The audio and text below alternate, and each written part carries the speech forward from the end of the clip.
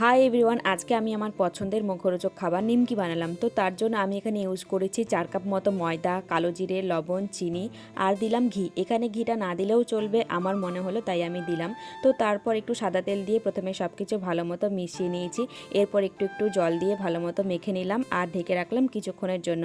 প্রায় 5-6 মিনিট রেস্টে রাখার পর এবার রুটির মতো করে বেলে নিয়েছি।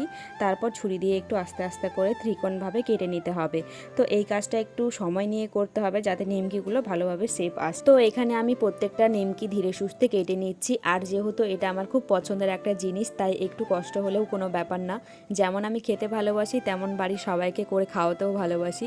তো আগে কাজের প্রতি অত মন বসতো না, কিন্তু এখন কাজ করতে নতুন নতুন কিছু করে তোমাদের সাথে শেয়ার করতে আমার বেশ ভালোই লাগে। তো এই যে পুরোটা কেটে নিয়েছি।